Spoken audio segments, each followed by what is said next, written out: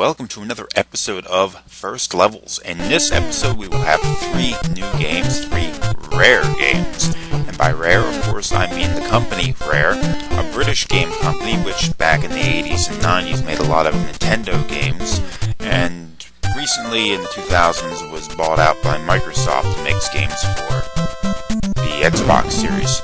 Now this is Snake, Rattle, and Roll. It's a weird isometric kind of adventure game where you play as a snake, running around, eating things, licking things, swimming across things. It's fun. And it's actually one of the better games that I remember for the old NES system. It's also pretty difficult because the control scheme is a little screwy. What you're going to do is you're going to run around as a snake, eating things, trying to navigate through the level, avoiding bombs, avoiding enemies, all of that kind of stuff. Basically all of that, as well as navigating this isometric world. Oh, we're gonna lick a foot.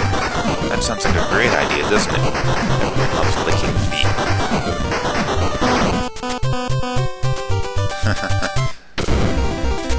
Now what we gotta do here is to step on the scale. Unfortunately, our snake does not weigh enough yet, so we can't tip the scales and then open up the door to get through.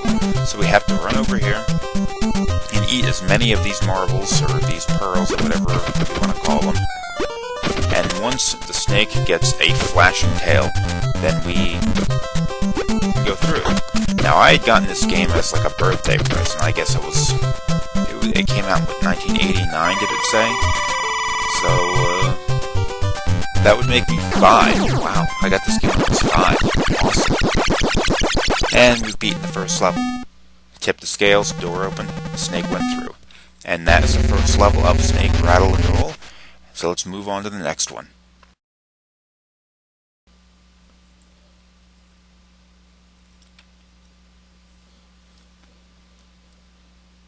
What do we have here?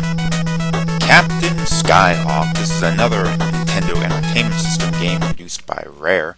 This one I think it said in 1989. I made a mistake earlier. I think Snake, Rattle, and Roll was 1990.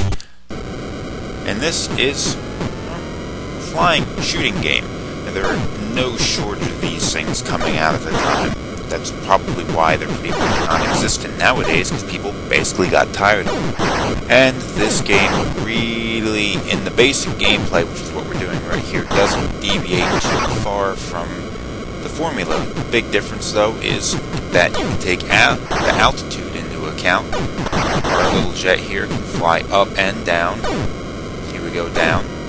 And if you go down too far, you can crash into the terrain.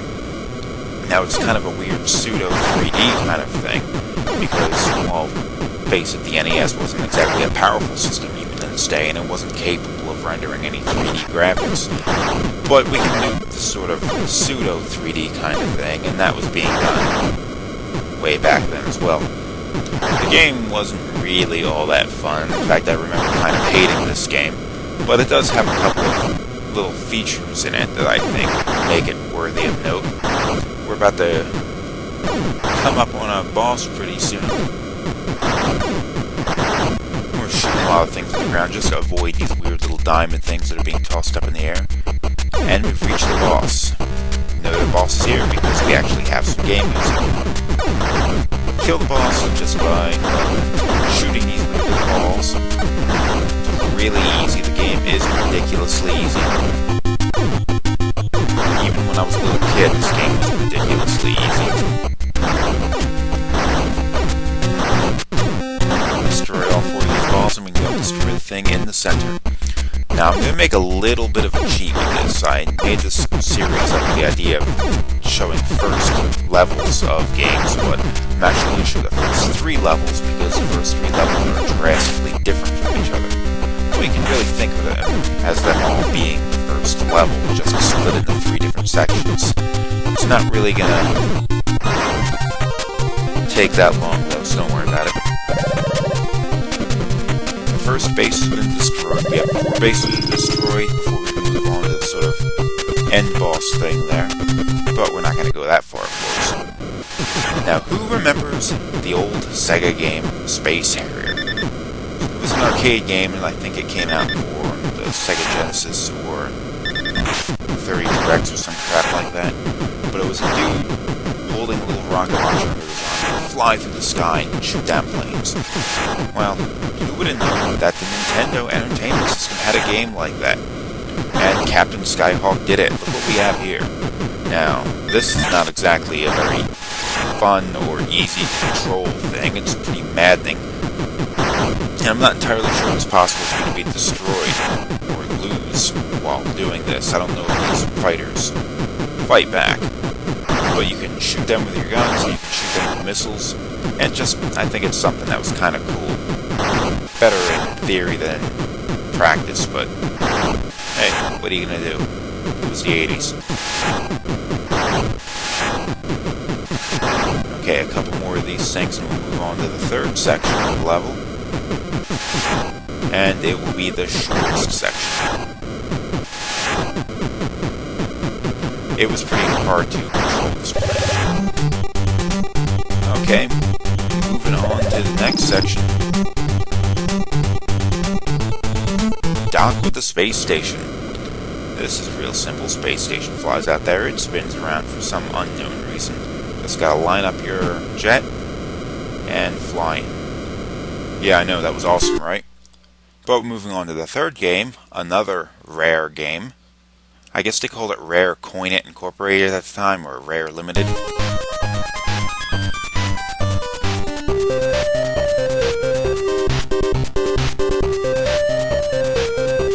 Solar Jetman! Now, I know a lot of people like the Mario series, or maybe Marble Madness, or a lot of weird games like that, but in my opinion, this is the best game that ever came out for the NES. Better than Mario, better than Castlevania, better than Final Fantasy, any of those. Why? Well, it's probably not for everybody, but this was probably the first game that I ever played that had physics. Look at this thing. We're flying our little rocket ship around, and it's using like kind of a physics engine to work. There's gravity on the planet. Gravity differs depending on which level you're playing. Just because you're firing your rocket off doesn't mean you're going to stop. It's awesome. Although it is a rather difficult game, I have to say. You have to really get used to it. And you gotta fly off your spaceship and pick up these items, and once you start towing them, they start affecting how your spaceship flies. Notice it's pulling my little rocket ship around. And that's pretty awesome, I think, and it's pretty spectacular considering the hardware it was running on. The object of this game is to go through the levels and pick up items in order to build the golden spaceship or the golden warship for some reason I don't understand. But the game had itself a sense of humor. I mean, you were part of like the Federation of Space Loonies or something like that, and some of the stuff you picked up was pretty bizarre. Like Easter Island head kind of bizarre. Well, in this section, what we gotta do is we have to secure fuel for our mothership first. So we found this box labeled fuel. I imagine there's fuel in there. Oh, it's pulling us down, it's pulling us down. And there are a lot of weird enemies. And the game is, like I was saying, brutally difficult. Once you start picking items up, that's when the enemies come out to play. Fortunately, the first level isn't too hard. The later levels, meaning the second level onward, become much, much more difficult and much, much larger. I mean, you could spend an hour navigating around the second level trying to find all the objects. It's ridiculous. We also have a shield right here so we don't get destroyed every time we get shot. But we picked up the fuel so we can go find our piece of the golden warship. And in order to do that, we need to find this little diamond, or not diamond, but star-shaped thing there. Disengage our shield and fly in. Our ship is almost destroyed, but there's a couple enemies in here. I am not in a good position to shoot them. The game is difficult to control, and there's no gravity in this section.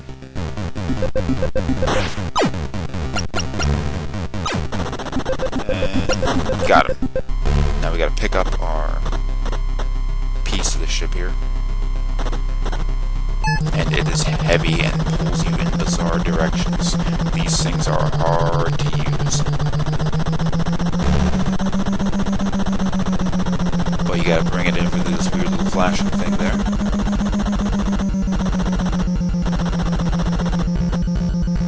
And we got it. Golden Warship. Now what do you say we get the hell out of here?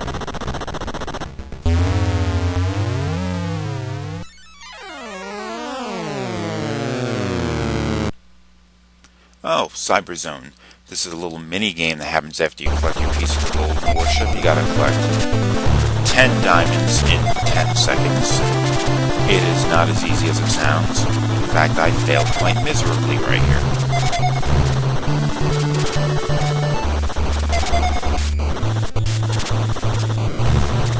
I didn't get anywhere close. I can pick up to 6. Oh, and I missed that one. Federation of Space Loonies. Okay, we can leave now. Hop in the spaceship and fly away, and we'll end the episode, but there's another thing I want to pick up down here. Because you're not just picking up fuel or upgrades for your ship. Grab gigantic-ass diamonds. Look at the size of this thing. Now, this thing doesn't weigh as much, so it's easier to tow it back to the ship. But if you collect enough of them, you get extra lives. But you know what, I haven't quite shown you everything yet. Let's go destroy our ship. You can destroy it by crashing into things, of course, damaging your ship. But I'm going to go and find an enemy that'll hit us. Now, if you get shot by an enemy without your shield up, it'll immediately destroy your shuttle. And the reason why I want to show you this... Oh, missed. Can't even get shot when you want to. Is because you get to walk around as a spaceman. Dude in space suit. Now this thing is easier to control. It's easier to control and it's easier to shoot enemies while you're a spaceman. And he's also capable of walking around. But the problem is, if you get hit when you're in this form, you lose your life. You lose one of your 4 lives that you have. Also, you cannot tow any items while in spaceman. What you have to do is just fly back to the ship. But we're done here, so let's blast off.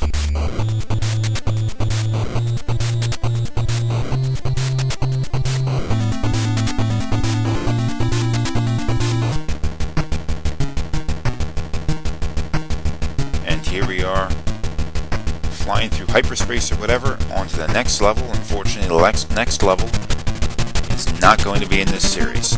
So thanks for watching, and goodbye.